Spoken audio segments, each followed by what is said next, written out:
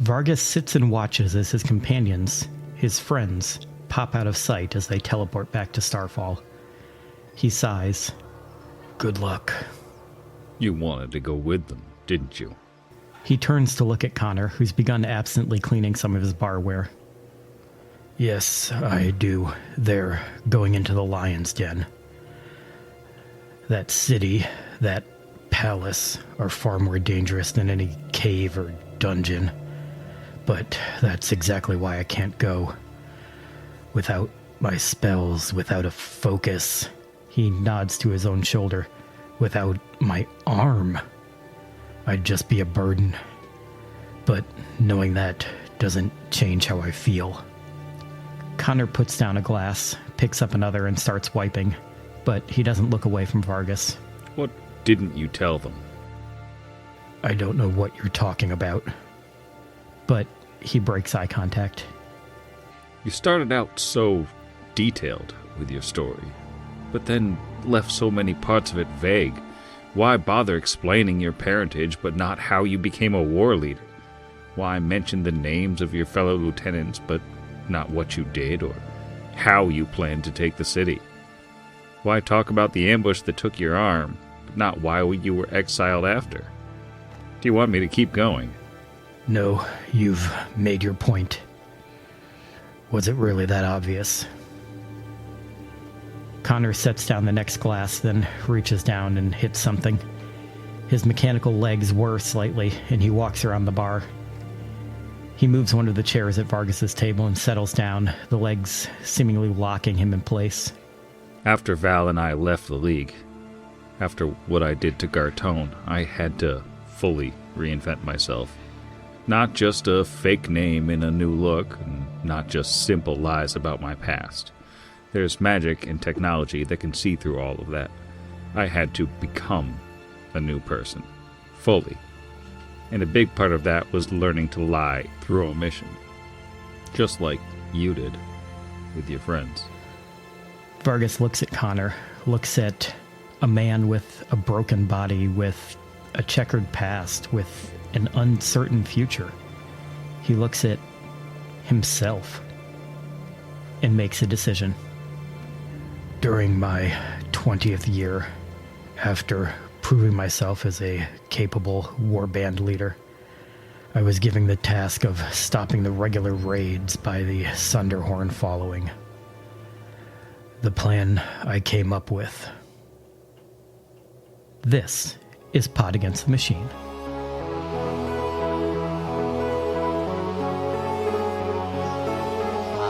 Pod Against the Machine.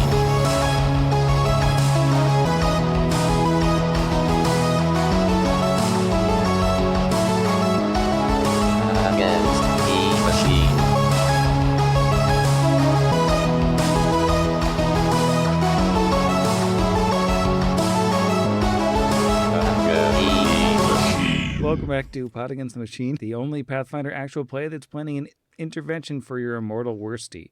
I'm your host, and here's everybody. Are you going to say good morning? Did I say good morning? You said good. No, I don't know. it sounded like that's what you were starting to say when you stopped yourself. It's entirely Good morning, possible. Sam. Good morning. Good morning. Good morning. Good morning, Sam and listeners. Hello. No matter what time of day you listen to this, good morning. Good morning. Good morning. Start your day with Pod Against the Machine at 10:40 p.m. Traffic and weather together on the fives. Our next At WPATM. Last week on the program, the party, or rather Kira and Brixby, beat some answers out of Vargas. Metaphorically, at least. They made him give them their story. He explained what happened in his previous relationship with Kivoth Cool, all the way up to meeting the party and leaving the party again, and then, getting himself thrown in that prison. He gave him the whole rundown, and we'll play that again right here, just so everybody remembers. And then after that, the party brought together their large assembled group to talk strategy, talk about what the plan was moving forward, as I think everybody's, or at least some subset of the group, is going back to Starfall to try to get Kevoth Cool thinking straight, so Numeria can belong to the Numerians rather than, the Technic League. I think the plan is to get there, touch base with Eshki, and then maybe talk to Cool and Kid, or the guy whose name I'm forgetting right now, Tech McCool. I can't believe I forgot that name. How can you forget Heck McCool? It was too cool, and I think that it, ruined my perception briefly. And then try to find a way to isolate the Black Sovereign so they can try to cure his addiction. And we left things sort of at the end of the conversation when Cassius decided to take a little bit of a step back from the party, be available as backup if they need him. But he does feel like, after dying in the basement to some daemons, maybe it's time for him to concentrate on his art for a little while. And Mayanda regrettably can't really help. Neither can her boyfriend for undisclosed reasons. But and Vargas is currently disarmed and dis-tattooed. So we're down to 4 really heroes and 1 plucky dog. And that's where we are now at the end of the day on the 10th of Neth. Is everybody going to bed? Yes. I think so. Oh, speaking of disarmed, I think Vargas will say one more thing before we go to bed. As he mentioned already the Scrimshaw, he'll also say, if you're able to get back under the League headquarters at some point and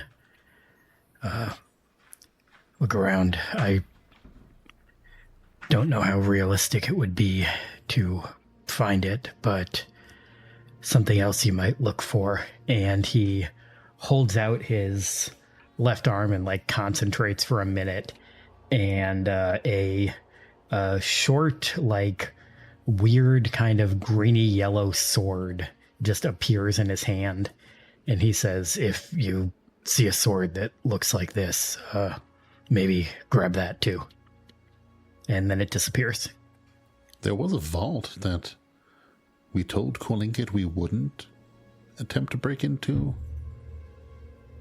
But, maybe we just take a peek. Could be a sword in there. There is also a chance that it was just down near where they were all being held. With far more magical reserves, we could probably take on whatever still remains of Grin's compatriots. I have a feeling that if it is there, it'll be within Grin's personal possessions. The Sovereign himself seemed interested in its location, so I doubt it's in his vault.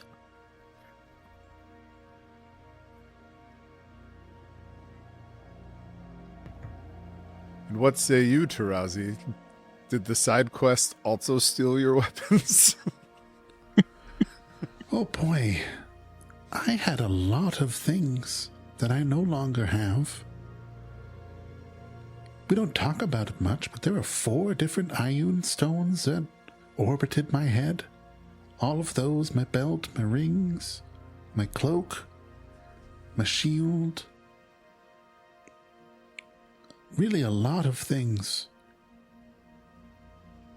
So getting all of that back, I'll be with you, but it would be really nice to get all that back. Although this new suit of armor that you got off of, whatever that person's name you told me about was, the one that you definitely didn't have an honorable duel with,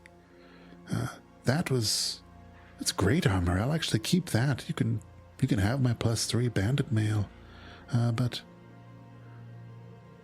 other than that, yes, there's quite a bit of... If Grin hasn't already sold it all and retired, bought her own island somewhere, It'd be nice to retrieve our possessions.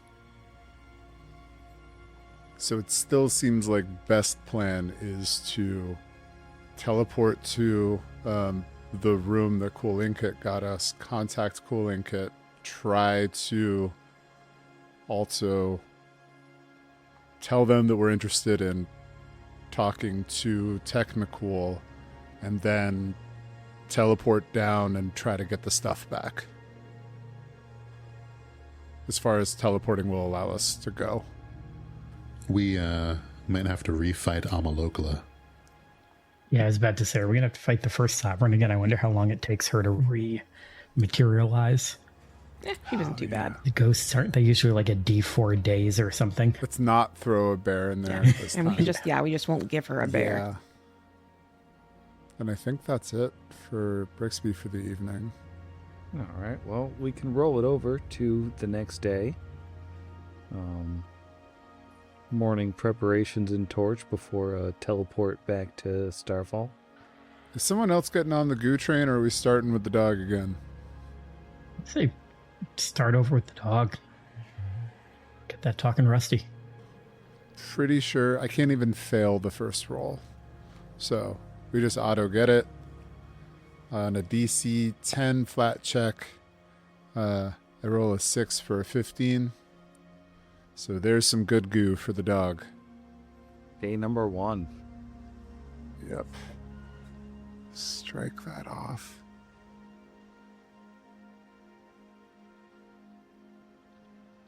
And let's see, I've already prepared my contingency. Okay, so the other questions I have would be, who all is teleporting back to Starfall? Where are you directly popping into? And are you doing disguises, or are we done with disguises? Well, Kira would like to go back to Starfall, I think. As far as disguises go, I think she'd follow everyone else's sort of thing, but she's seriously considering going back to being that chicken. She has a reputation now. We could endanger Cool Inkit by interacting with them in a lazily undisguised manner. It costs nothing to disguise ourselves, so we should probably do that. Fair. I'm going to look like a little Kellen. It's like a Kellid child. I don't want to be Broad anymore. I don't like what he had to do. Reject Broad. Embrace Chod.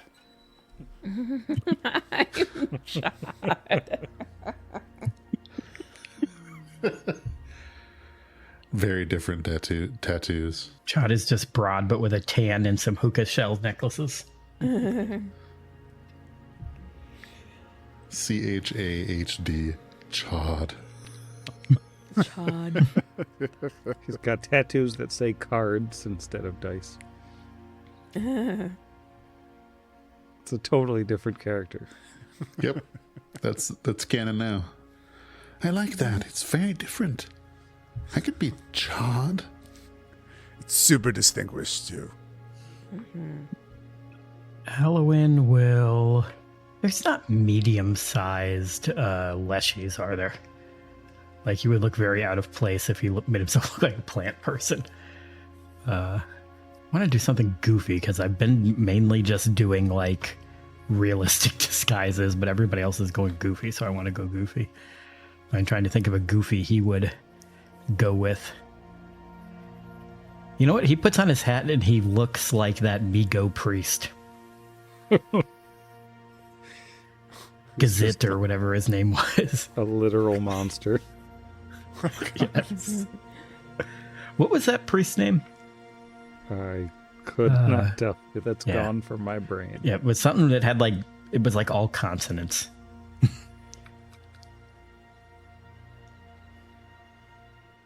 Lurhetch.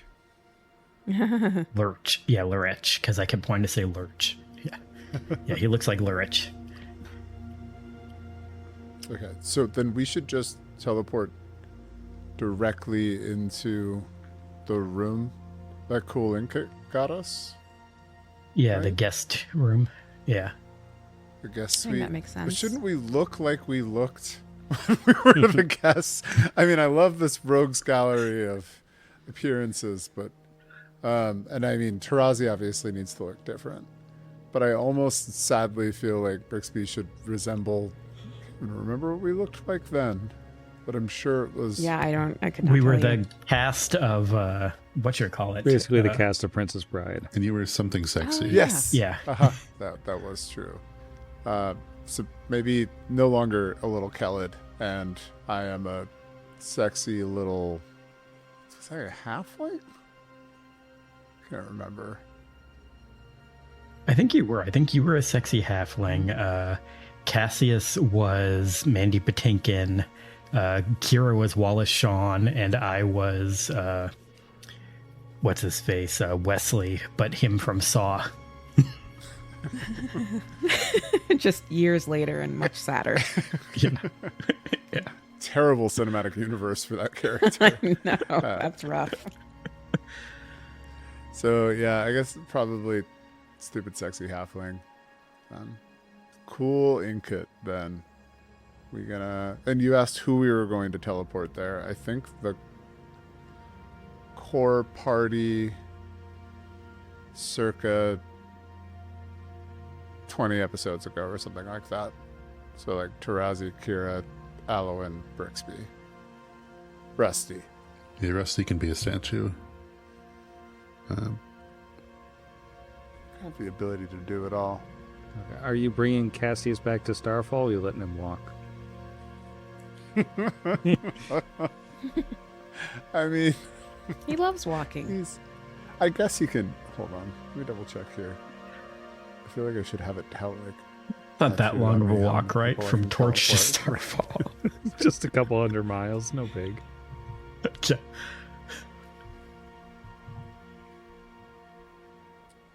Per 3 caster levels. Okay, yeah, I can bring 5 people. You can bring 1 additional willing medium creature, or its equivalent per 3 caster levels. Okay, so as So- long as Rusty's a statue, you're good, right? Yeah. Hmm. So, the gang double jeffed. Okay, teleporting. Greater or regular? Ooh, now that you ask, I'm sorry, fancy or regular? definitely Fancy or teleport, regular? comma fancy. Well, with a fancy teleport, you can pop yourselves over to the guest lounge in the Palace of Fallen Stars, a large chamber which is fitted with couches, a small kitchen, and a freestanding bath with a folding screen and several other amenities for use by guests. Kira's been in here before, at least. I'm not sure if anyone else actually went with her. There is a palace guard standing in the room who looks quite surprised when she sees 5 people appear. Just like all of a sudden. She says, hello? Hello. Ah, yes. Hi. The Lady Cool Inkit is expecting us. If you could kindly let her know that her friends are here. Yes, excellent. She posted me here in case you returned. Just one moment. I'll be back with her in a moment. And she rushes out of the room, leaving you all alone for a moment at least. She seems nice. It's probably a good time to cast some like buff spells soon. Unstatue Rusty. Just casual giant dog. Just mage armor for sure. Wait to shield until after our conversation. Yeah, I was going to Between say we don't the- want to cast too much Buffy stuff and make her think we're here to attack her. There was enough loot items kit Tarazi out as a much lower level adventurer, but less unequipped. So he's got a +2 belt, a +2 cloak, a +1 amulet, a +1 ring, but he's got something. Hey. Sounds like we got to start killing Technic League captains and giving you their stuff. Don't like that dice roll. Don't mind that. Just a little dice roll. Okay. Well, after a few minutes, you can hear activity in the hallway immediately preceding Cool and Kit walking in with just a little bit of a guard with her just in case. Including the rather nervous guard who saw you all appear in the first place. But she smiles a professional sort of smile when she sees you all and says, I must admit, I thought you had died down there.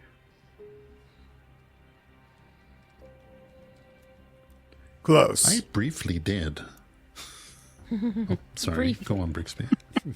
No, that's exactly it. That's the story right there. I suppose that explains why you were in the basement for 3 days. We had to convalesce a bit after we freed both our compatriot and Vargas from the dungeons under the Technic League. They were badly wounded by Grin. But Vargas yet lives. He's very old, but he's alive. Oh, yes, he'd have to be ancient by now.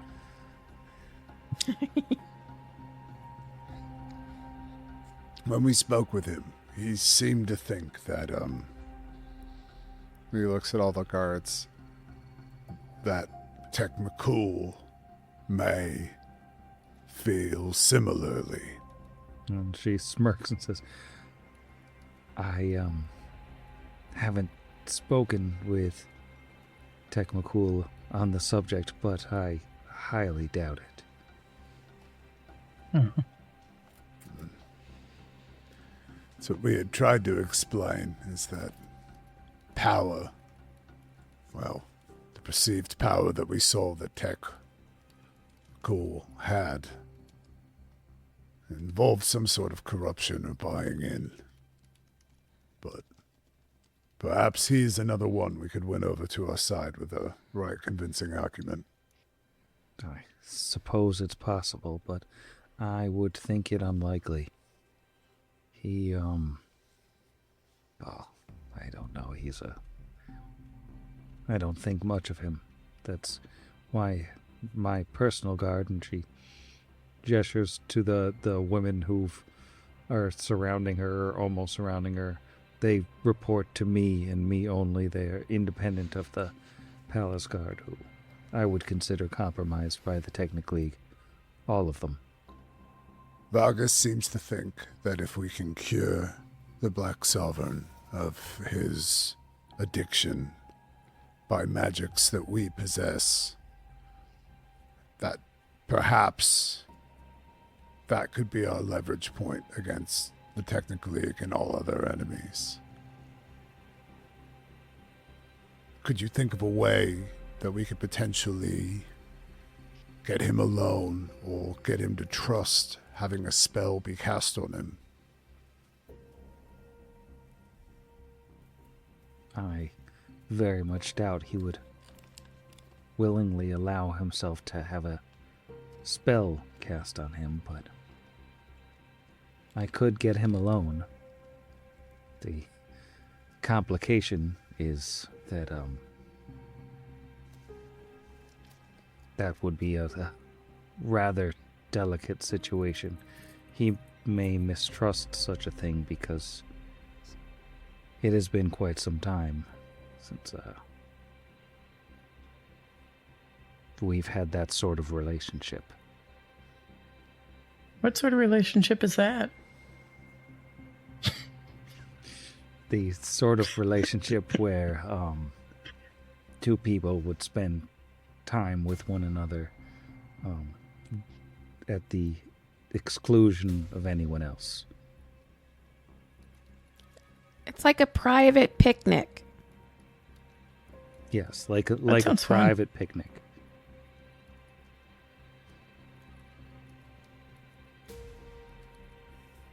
So, you think he'll be suspicious of you offering to go on a picnic with him? But what if you tell him it's a surprise? A surprise private picnic.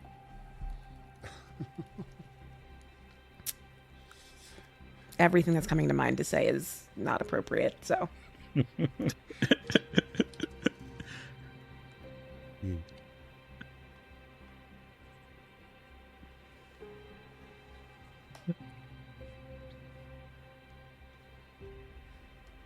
Huh.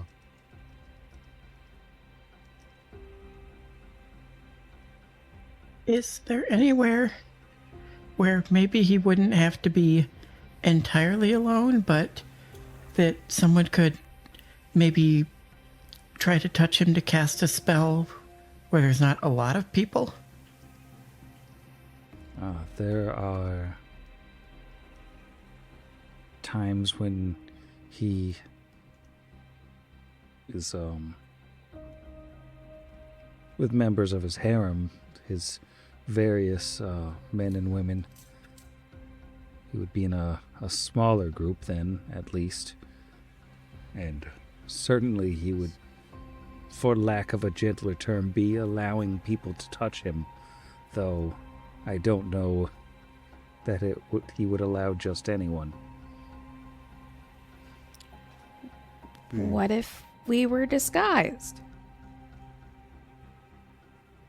Disguised as his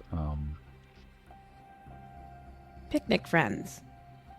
Picnic friends. I suppose that could be possible. I worry about relying too heavily on deception in this. I mean, I know it may be a necessity for us to get him in the right position, but I'm hoping there's a way we can get him to see reason before we have to cast magics upon him. Do you think that's possible?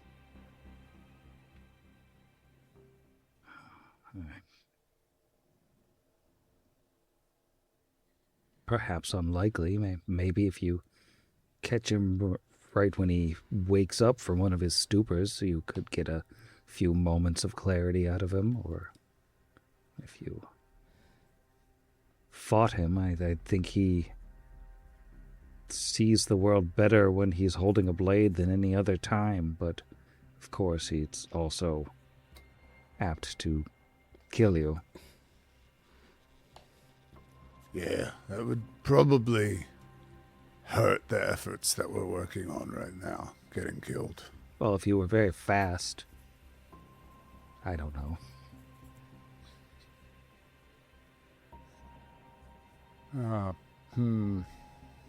Alwyn will challenge him to single combat and will totally be able to get up to him and cast Remove Disease before he gets hit once and put it like negative 120 HP. Or you like land it, and you're like, great, you're cured of disease. And he's like, great, you're cured of life. Mm-hmm. I hope you're prepared for a barbarian full attack. It's exactly as bad as you expect it to be.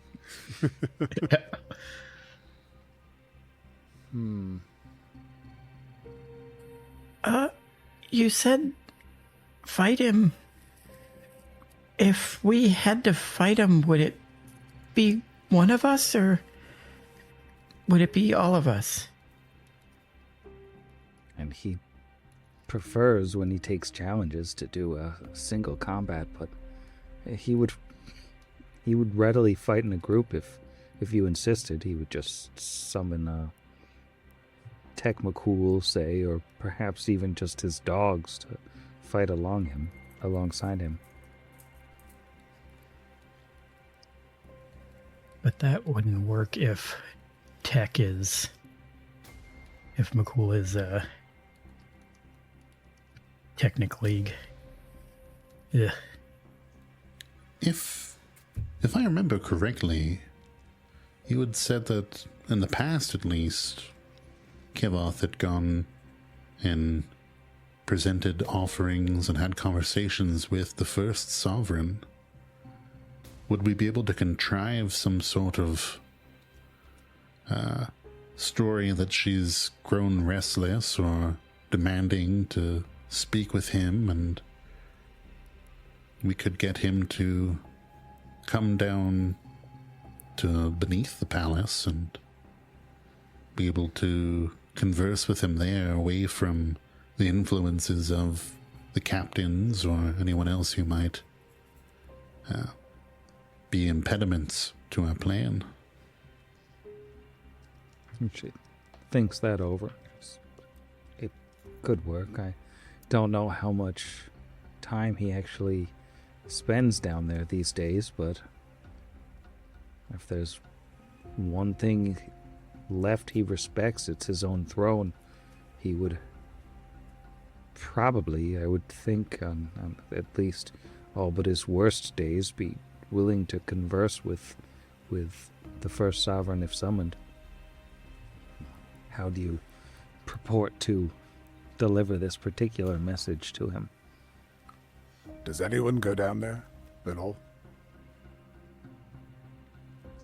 Not usually. The daemons that you all fought when we met tend to keep essentially everyone out of that place.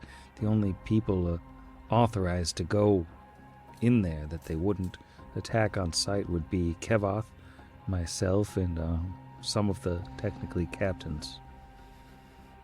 I mean, it is pure deception at its face, but you could tell him that she appeared to you and asked to speak with him. Or that if you would prefer to insulate yourself and make it a bit safer, you could say that she appeared in a dream and beckoned you or him down there. The worst it can do is fail, I suppose, and I'm willing to do whatever approach is the safest for you as well. I'm trying to find my stat block to see what my bluff check looks like. Probably really good. Yeah. While you're looking at that, it may be a laughable question, but given that captains go down there from time to time, is there a single one trustworthy? Are they all as corrupt as we suspect? I wouldn't trust any of them. I have no business with a lot of them. I suppose it's conceivably possible that there might be a better egg in the batch, but I wouldn't know. I don't consider myself a strong liar. He may see right through it if I attempt it. What if it wasn't a lie? What if we went back down there and got the first sovereign all angry and riled up again? I suppose that could work. Would he respond to a note, a missive? If it was something as simple as that, one of the guards delivered a note on your behalf and it said, "The first sovereign requests your presence. See you down there, XOXO. Cooling kit." I wouldn't use XOXO, obviously. It's juvenile. But other than that, perhaps Of course, one X and something... one O at most. Yes. Have some dignity. See you down there with the Rizzlers, Skibbity Ohio, 6-7. No. Amalokla was mogging on you hard. It hurts. Definitely hurts. Good night, Sam. I have to go to bed right now.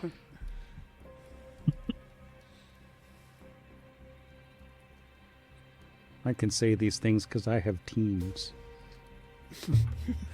Order of operations, right? Like, are we trying to appeal to the Sovereign before we go into the Technic League and steal some stuff back and hopefully kill some higher level baddies on their side?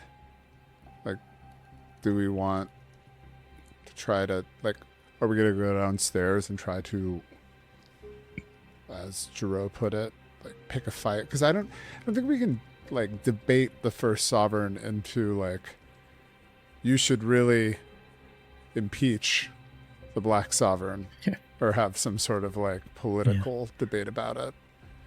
I wonder if she would be willing to, like, talk to us now since we beat her in a fight once. If she remembers. I mean, yeah. Yeah, true. We don't know exactly how her... Was she... I'm trying to remember when we... Was she like a haunt, or was that actually her ghost? I don't think anybody ever rolled like a religion on Did we ever roll what it? she specifically was, or if you did, Yeah. you didn't pass. Because I didn't know if it was one of those things like how the haunts are, where it's more like it's just like a record playing over and over than something that's actually like sentient. She seemed like a sentient being, but she also didn't seem like she even heard what you said to her. Yeah. Yeah, so she probably wouldn't care that we beat her, if she even remembers. Right. And I mean, we're just still confronted with the same problem that if we're in the...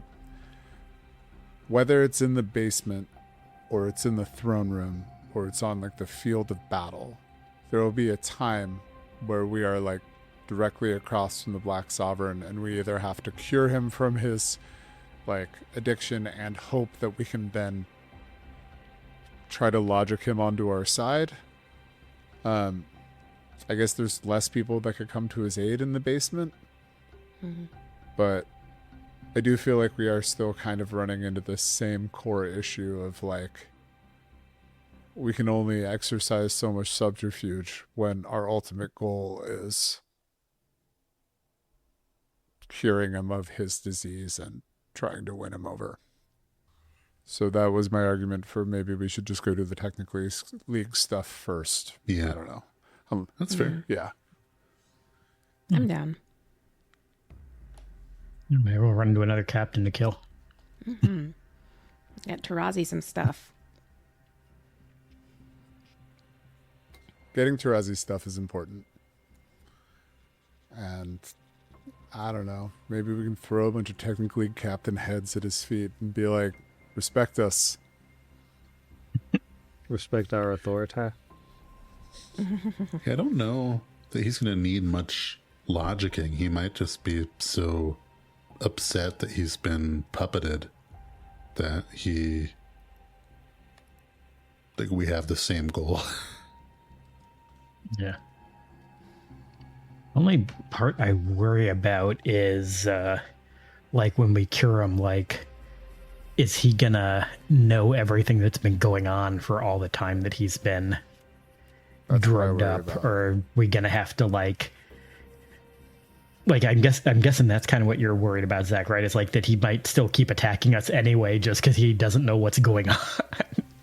Yeah, because I mean, I would agree that, like, if it does go the way that Jeff is describing, and it is like a veil is lifted from his eyes and, like, all the logic, like, clicks, then yes. Mm-hmm. That'd be perfect, but... Yeah, I do worry that it's one of those things where it's like, I mean, I've been intoxicated on alcohol before. Like, even if I were theoretically totally removed from the desire to ever drink alcohol again, that doesn't necessarily give me clarity into the instances that I've been intoxicated by alcohol previously. If that sort of makes sense. Like, I don't know if he's going to be able to see those things lucidly that he experienced intoxicated previously. So there is also that like feeling of like, literally, can we save the entire country with a level 6 spell? Like, is that it? could nobody there just like, and I mean, Well, to I be know fair, that all the people there that can cast level 6 spells want him to stay that way. Yep, no, that's true. Yeah, and the that also only brings up, divine spellcasters you've seen have been priests of Xiphus. So. that is true. But yeah, that does also raise the point and kind of make the argument that we need to do more destabilization against the Technic League, because like, what, we cure him and then like they're just like, here's a cold one, buddy, like right after that, and then there we are. Yeah, true, because as strong as he is, if like 6 captains gang up on him 5 seconds after we free him. Especially the Hellbroth shooty duty. And if, like Cool and Ket said, if we really can't trust his guards to listen to him, that could be another issue.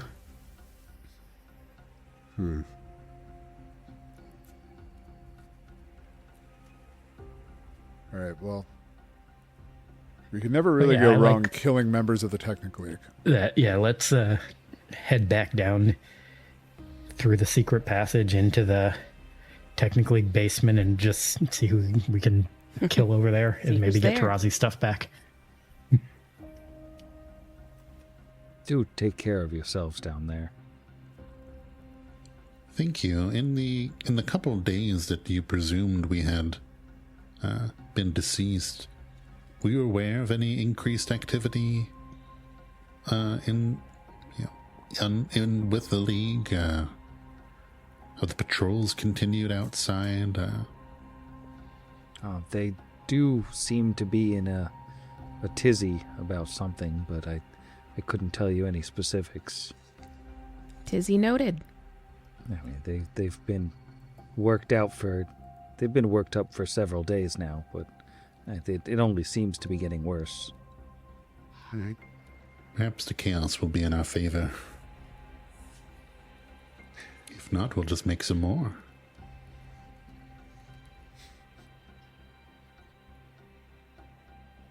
Fingers crossed. No? Good luck to you. We will be here. I have informed some of my contacts that changes may be afoot. We do not have a lot of power in this city at this time, but there are people waiting. If you can make the changes you think you can make. We'll try. But keep that fire of hope alive for us. I should cast some spells on us. And they all peace out. Alright, before we go downstairs, I'm going to cast Telepathic Bond on us. And that'll last for 2.5 hours. And I'm also going to do Spell Turning on Brixby, which also lasts 2.5 hours. I'll do a Delay Poisoned Communal with the Rod, because it's a level 3 spell, so I can do that just in case. And if anybody wants Freedom of Movement, I can do a couple of those. I can do them on our 2 marshals. Or actually, I guess we got 3 marshals with us right now, kind of. Because Cassius is sort of partial marshal. Partial marshal. Parsh marsh. I may remain up here for the time being. Yeah, so I can hit Tarazi and Kira with that then, because that'll last quite a while. Because that's 10 minutes a level. Hate being grappled. Yep, so you guys can both tick on Freedom of Movement. Thank you, Elowen. And I think everything else I have is only either minutes or rounds a level, so it's not worth casting now. I'll hit myself with a shield right before we leave, and then I'm good to go.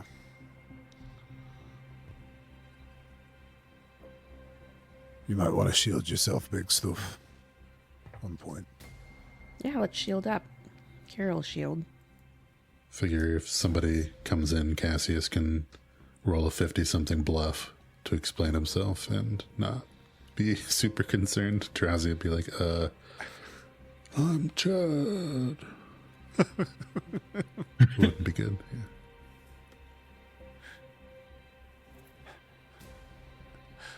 Like that he defaults to like Pokemon mode and just says his name over and over and over again. So.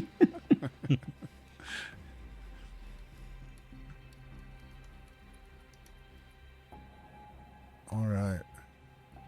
Well, yeah, you can get back down to the basement as you did before, the palace dungeons. They look much as they did before.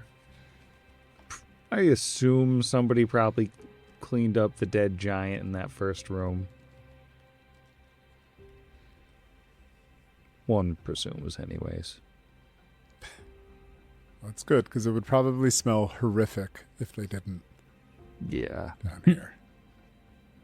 And that leads down into the big old room with the statues in it where you previously fought the daemons that briefly killed Cassius.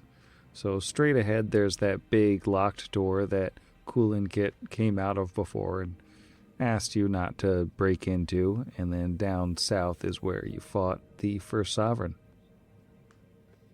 What if we just look at the door? She can't get mad at us. We look at the door. Yeah, Just I want to gently break in that door. Gently barge it in. Gently break into it. Oh, well, it's a locked door. I'm just looking. It looks like a, heavy adamant. No big deal. Yep, that's a door, all right. I mean, if all goes really poorly, we could dimension door onto the other side of it, but say that we were just running from danger, which hopefully is just going to back up a little bit. Speaking of danger, if it exists. No signs of any ghost ladies. Cool. So far.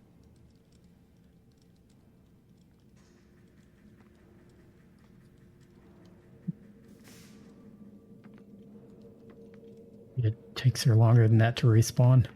Yeah, there's some smashed up robots in here. Maybe the corpse of a bear, but no ghost ladies. Well, if the bear corpse is still here, we can canonically eat the animals out of the bag. Say this as the podcast on the podcast vegan here. Brixby isn't. He likes to eat all sorts of things. I don't know where I'm going from here. Wasn't it over here? Yeah. Of course, follow Jeff. Weirdly, Tarazi knows where it is, even though he wasn't here.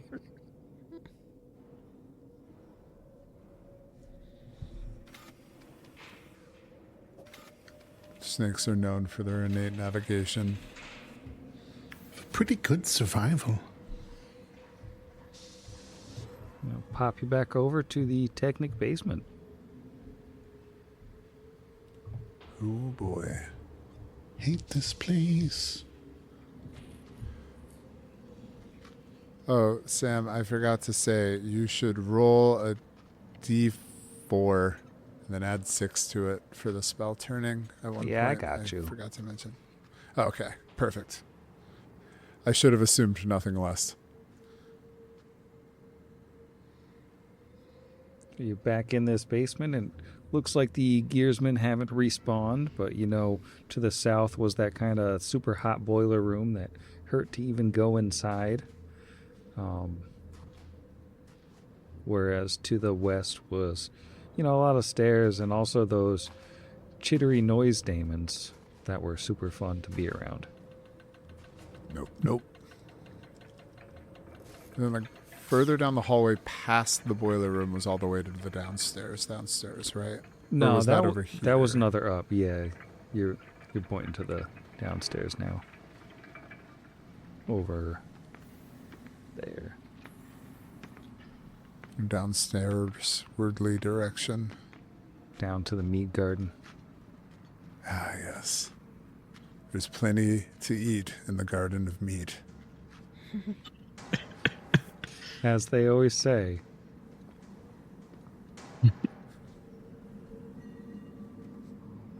Just flying everybody across. Down to sub-basement 2. Stay away from the hole. You sure Tarazi, you- don't go near the hole. You don't want to do the hole? Don't do the hole. You could do the hole. There's no one here to stop you from going in the hole if you want to go in the hole. I mean, yeah, there's Think nothing of here that to stop plant me as a from rib going cage. in the hole. There's plenty of things to stop me from leaving the hole. I'm done with the hole. And that is my concern. Literally no one could ever stop you from going down that hole.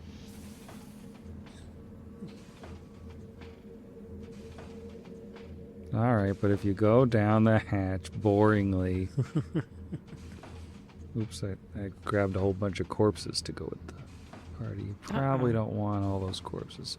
I'm going to mash you all together so I can more easily transport you across this floor and down to sub-basement 3. My favorite of the sub-basements.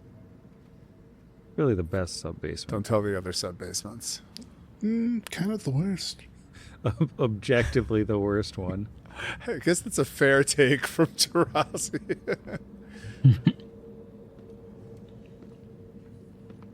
So does it look like things are still... Are the doors all still... We only unlocked a couple doors, right? We didn't just go full jailbreak. Did we go full jailbreak? No, you only don't think we unlocked did. a couple doors, and Yeah, we unlocked the doors of the people we recognized. Exactly, that's what it was. Grin unlocked a couple. Were the 40 other as cells well. even full? Were there even people in the other cells? There were definitely more people there, yeah. Before we rush headlong, if we looked at the monitors, did we see any sign that like Murder Ball or Grin was still down here?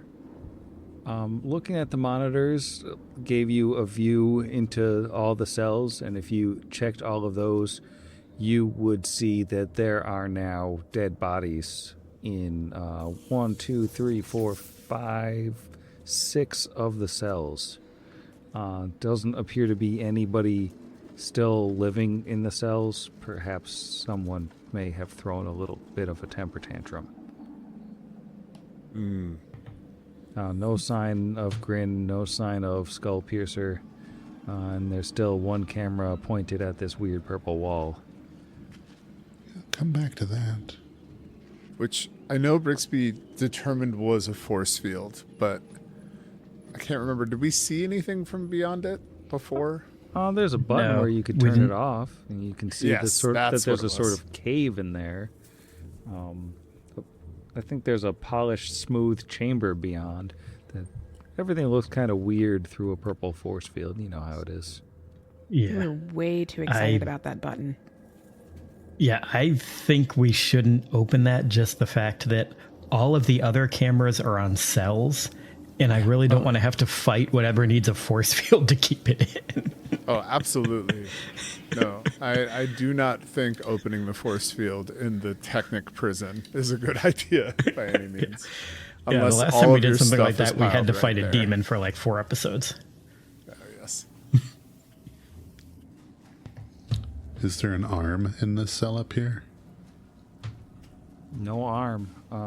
That cell up on the north, Vargas's old cell, there's no sign of his stuff, just, the bed that he slept in and, like, the whatever tiny bit of FX he had, and then the other one is the corpse of one of his old buddies.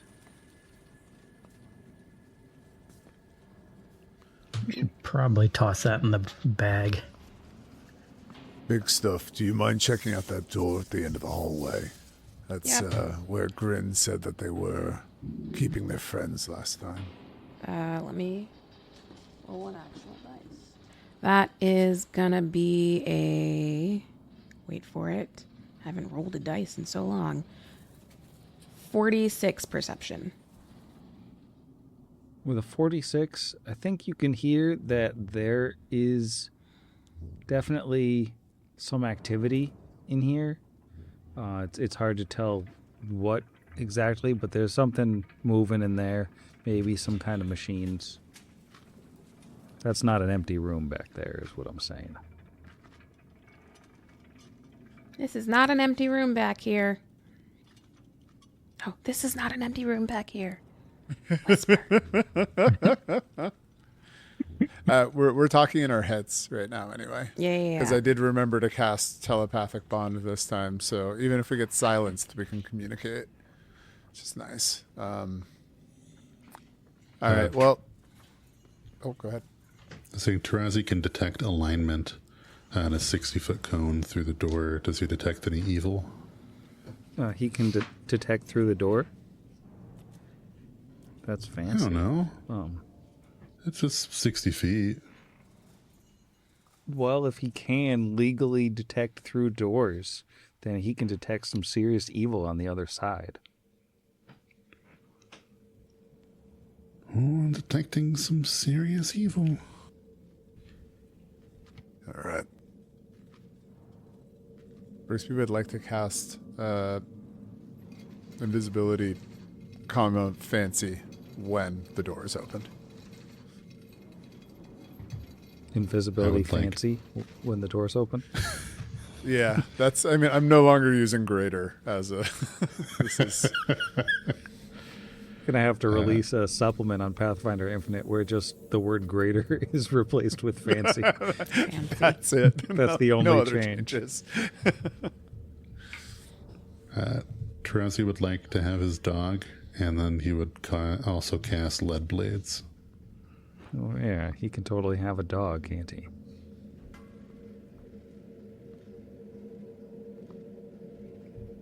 I think I'm okay with my shield. Yeah, I'm going to cast Blessing of Fervor on us. Bless a ferv. Bless that ferv. So I'll do that right before we open so that we get the full 15 rounds. That'll be his last thing he does before we open the door. All right. Should we open the door? Yeah, let's open that door.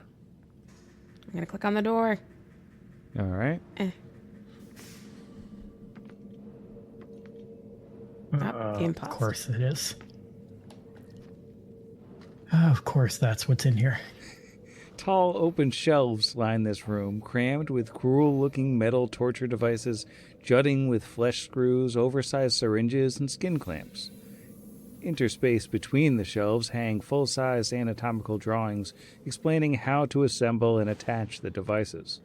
Workboards pinned to the shelves display detailed instructions, along with projected pain scales for each device.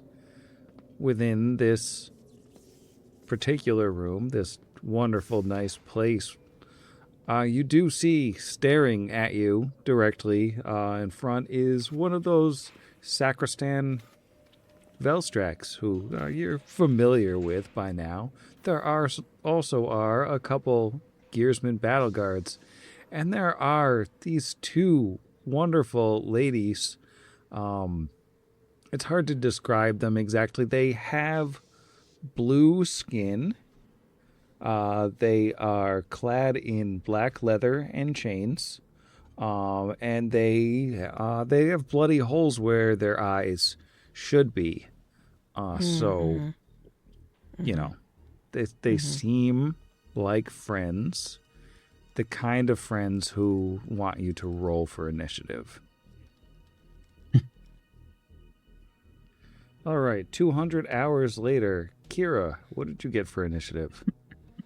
A 12 for a 23. Yeah, 12 for a 23. Alwyn. Alwyn got a 9 for a 17. Brixby. Brixby rolled a big 6B for a 15. And the listless Tarazi. Listless, but despite some of his gear being missing, still got a dirty 20. All right, we will begin combat then. Unfortunately, fast though some of you may be, you're just not quite as fast as some of our Velstrak friends here. Let's see, what's gonna happen here?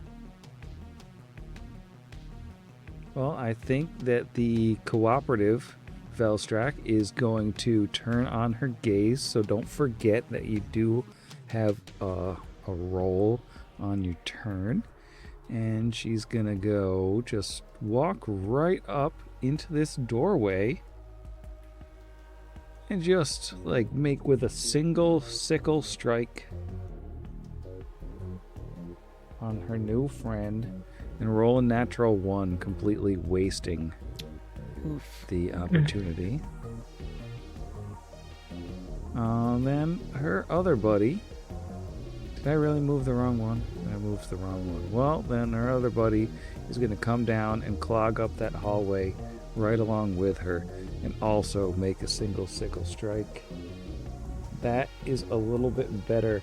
How do we feel about a 31 versus flat-footed? So close. I mean, I was so... Yeah, it hits. Oh, wait, flat-footed? No, that hits a lot. Go ahead. All right, that is 10 slashing damage. Okay. And 1 bleed damage. So Kira on her turn will take 1 damage and will continue taking that 1 damage on her turn forever. And that's true even if I have the healing, the fast healing thing? So it'll basically reduce your fast healing by 1. Okay. Alright, well, they're done. Which is going to... Well, I guess we're just going to keep crowding things up. And this guy is going to step behind, and since he has reach, he's going to Vital Strike with that spiked chain. Because, we're starting things off. How do we feel about a 25 versus flat-footed? Aw, that one actually is pretty close, but yeah, it hits.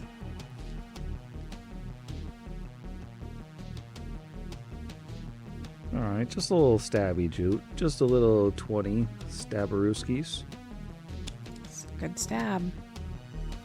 Okay, now, Kira, you have some pretty freaky gazes in your face right now.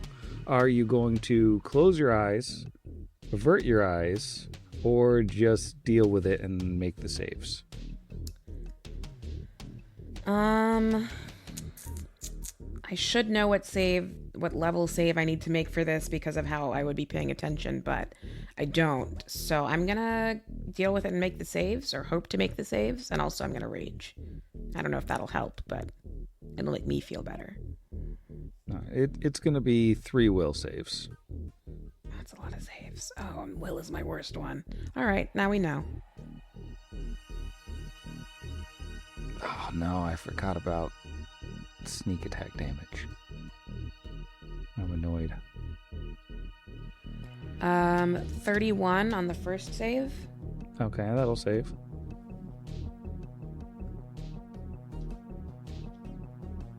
Ooh, that's nice. I need to do this math. 34 on the next one. Alright, that's also a save. Last one.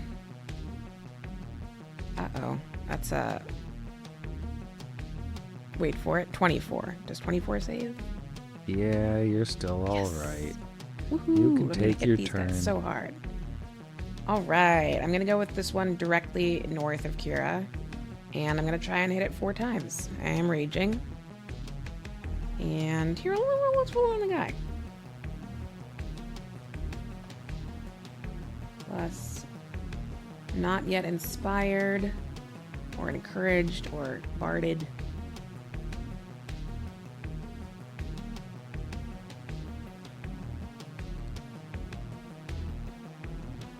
Has it always been a plus 30?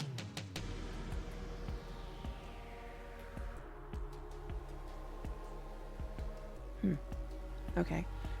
41 to hit, Sam. Yeah.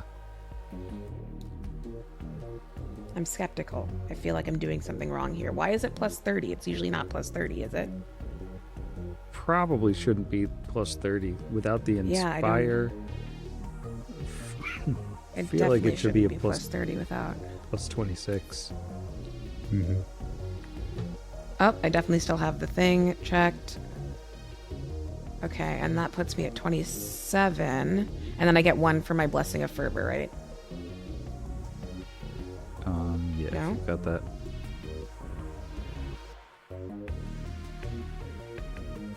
Okay. Yeah, that makes more sense. Thank you. All right, so that is actually going to be a 38. No, it still hits. Cool. All right, and I'll go ahead and just continue rolling because it seems like these are not going to die with 1 hit. 1d20 plus 23, 18, 13. 3. So that is 39 on the second one. Yep. Great. 1d20 plus 18. 33 on the third one. Also a hit. And the last one is plus 13. Oh, so close. That's just a 19, which I don't think will do it. No, no way.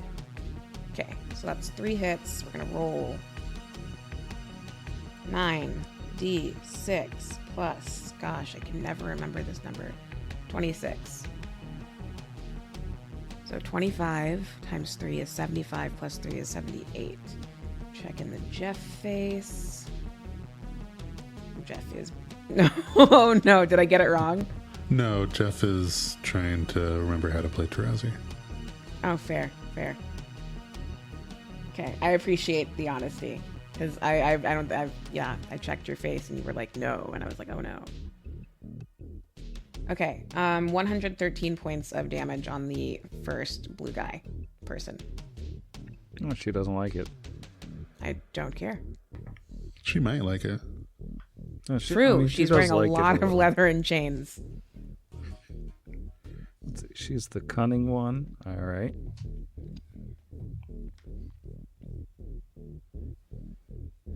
Well, that does a bunch of damage to her, and she likes it and doesn't like it. She has a complicated relationship with that damage. Fair. Can she be intimidated? Could be. I'll try it. Ooh, 17 on the die for a... Should have rolled this in the guy. I can't do this math. 17 plus 25 is 242? She's a little intimidated. Yeah, I'm gonna hit her again. Or, try to. That is gonna be a 38 to hit. Yep. Roll 3d6 plus 26. And an extra 36 points of damage there. She don't like that either. Yeah, I bet she's intimidated. All right, that's my turn. All right. Rusty and Tarazi. Yeah, it's us. Look at that.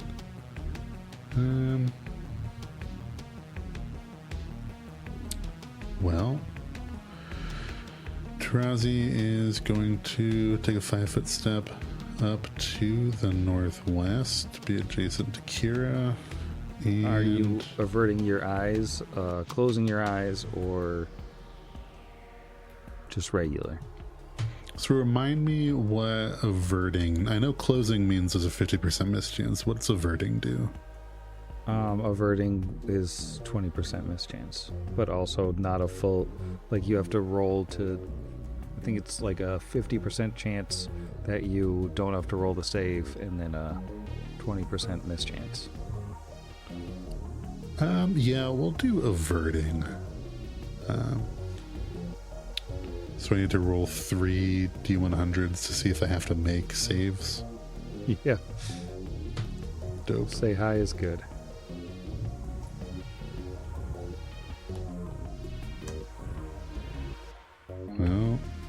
That's a good roll on 1, 83. Ooh, definitely making a save on the 22. And 67. 67. So 1 save required. Is this gaze considered a mind-affecting effect? Probably yes. Love that for us. As a Spellbreaker Inquisitor, I get to roll twice and take the better on any mind-affecting effect, because I'm strong-willed. It's messed up. Don't worry, my bonus is also messed up because I don't have gear. So,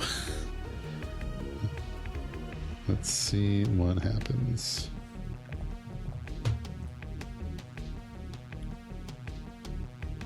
Ooh, I'll take keeping the 25. Alright, you're fine. Hooray. And now I have a 20% miss chance on this full attack. I will be using combat expertise, but not power attack, because that would mean I will have no chance of hitting. Oof. Only a 23 on the best to hit. That will not do it. Dirty 20 will certainly not, and just for fun, 15 total. Tarazi's back, folks. And way back in the hallway, Rusty doesn't have much of a chance of getting close enough to do anything. He doesn't know the trick tumble through. So I think he's just gonna, Tarazi will just say, sorry, Rusty, but hang back for now. Alright, then Alwyn, you're dog blocking.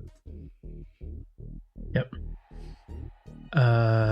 So question, if you fully close your eyes, that gives you a 50% mischance, but does it act like you're actually like blinded? So like I couldn't cast like an area of effect spell because I wouldn't be able to see where I was casting it on type thing? Probably, yeah, because it's the same as full concealment. You can't see them. Yeah. Okay. So I couldn't close my eyes and then try and cast a spell behind them. That wouldn't work. But avert my gaze, I could still do that. I just don't know if that bonus is going to be good enough because Alwyn does not have great saves. I'm going to try it though. I'm going to attempt to avert my gaze. So that's first a D100 to see whether the averting works, correct? That's a 32, so nope. And then the next one, since that failed, is the next one just the save, or is there another D100? There are 3 gazes going on right now. Oh, so I gotta do it against all 3 of them. Okay. So I failed the first one, or failed the thing to not get it from the aversion. That's a 90, so the second one I'm good. And 77. So the third one I'm good, but I failed the thing on the first one, so that one I have to make the actual save. Which save was that again? That's a will save. Yep. That's why I didn't have to make it. That is a 25. Yeah, you're alright. Okay.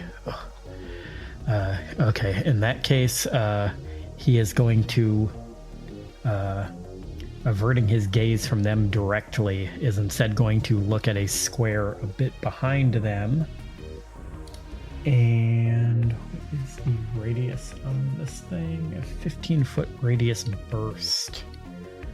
I never get to use this because we always have people up in combat with enemies.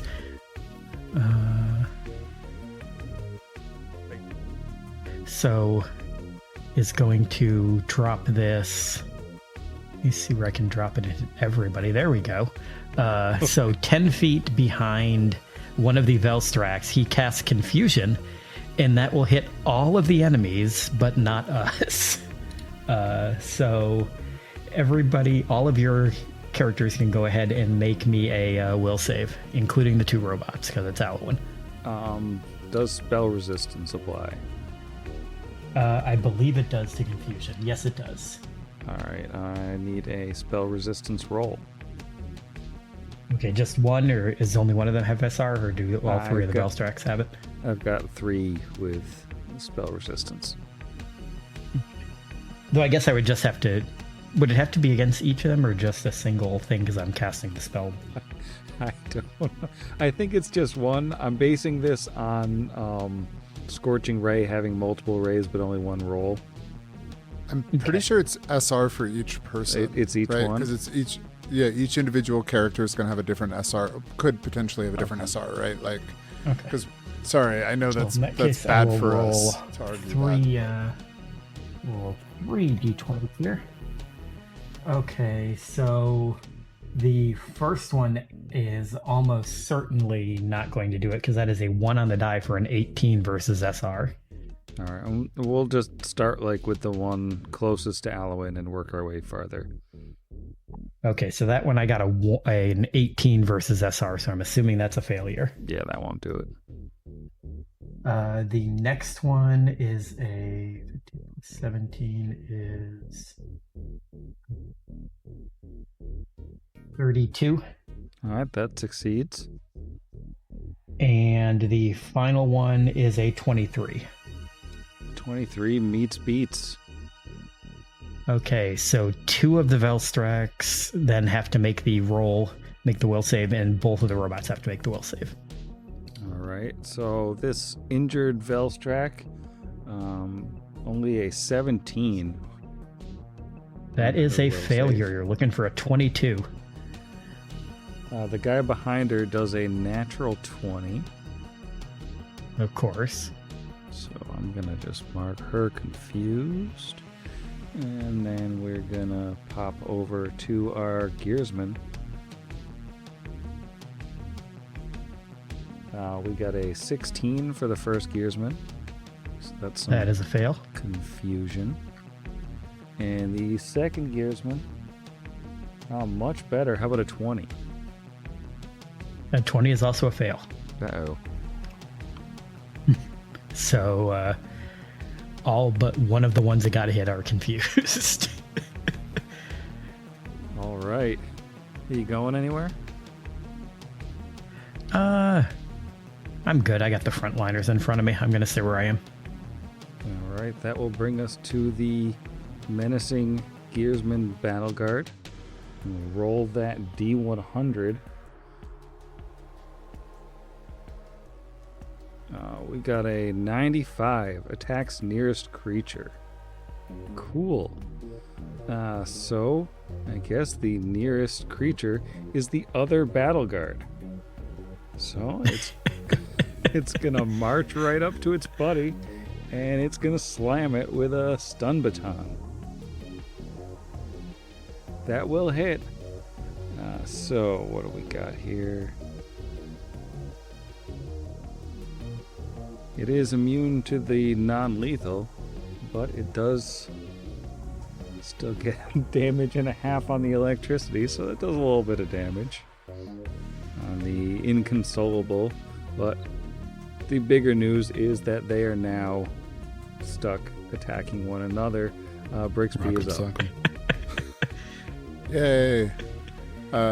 Brixby is going to take a handful of fine sand from his pocket sand, and he's going to throw it forward. And it's going to come to rest 5 feet behind where Alwyn centered his confusion burst, and it is going to burst out into a 20-foot radius Sirocco. With, again, this is the anchor point, so it should have the exact same footprint, just further. So basically, like, it should still end here, but it just goes further back into the room and against the wall. So from there to there. So what that means is I need to roll spell resistance, because it is an SR thing. And then if that's the case, and it does succeed against these bad boys, I need fortitude saves. Don't need fortitude saves from these these fellers up there because it does not affect objects. The fatigue element. I do need you to address the gazes first. Dang, at 30 feet away? I wasn't sure if I was... Let me just confirm. I believe we're talking 30 feet. Yep. Because I'm 35 feet from the closest Felstrack, and then 40 from the other one. At 35 feet, you're good. Okay, well, I'm at 30. If we're measuring from here, I am at 35 feet. All right, then you're good. Excellent. Fantastic. That wasn't actually... I was just very lucky that that's where Brick stopped. So, spell resistance. Plus... I think I get a plus 19 on this. Yeah. Okay. Alright, so this one is for the one that is not like the others. The guy at the top. Wow. It's a 19 off the die for a 38. The next one is a 23. That's a fail. Alright. And the other one is a 26. 26 hits. Alright, so one of the two blue individuals, it fizzles on. So I'm going to need fortitude saves from the other two. All right. The blue lady who has been having issues with her saves, she gets a unnatural 20. That is unfortunate. She is now fatigued. She has so many debuffs on her right now. And then on the chainman, let's see what's his bonus. We are looking at a 22. That is also a fail. So you're fatigued. Now, all 5 creatures are going to take... Well, actually, wait. No, all 4. Because I don't understand how spell resistance sort of works with like an ongoing magical effect like this. But I have to assume that they're exempt, but everybody else is going to take 29 points of fire damage. Okay. And then none of them are little flying creatures, none of them are water subtypes, so none of that really matters. The only other thing that Brixby wanted to do on his turn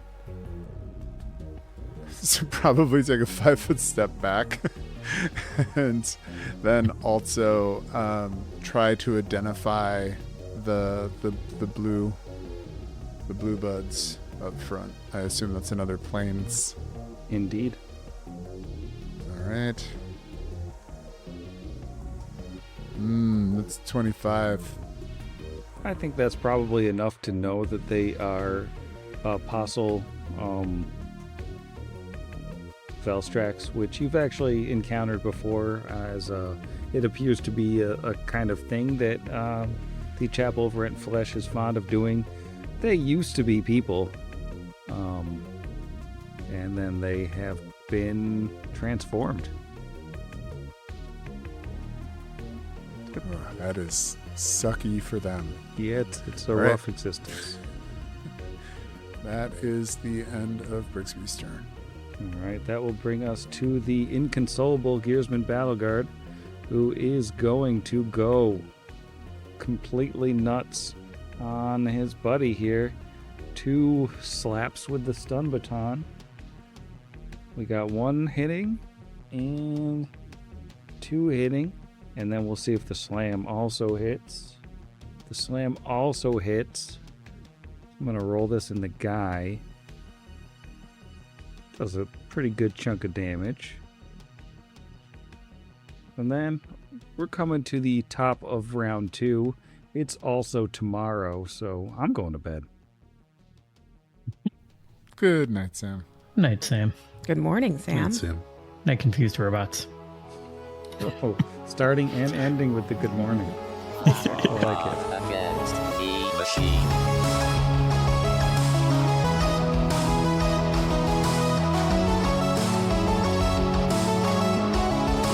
Against the machine.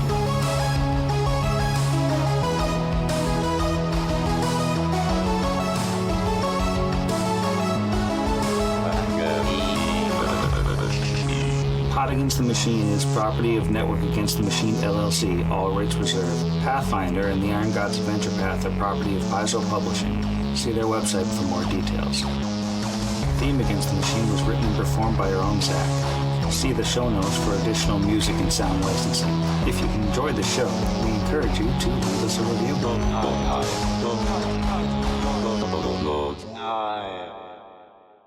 Cassandra Lee's like off by herself again still. She's charging. Yeah, she's plugged into the wall. Like hanging from the cord. Oof. Upside down. Now recording. That's terrible for the port. Would you believe I have lost my Gearsman stat block? Oh, I guess that means they can't be in the fight. So that's probably bad. what that means. No, they stuck them in an appendix. That's why it's so late in the...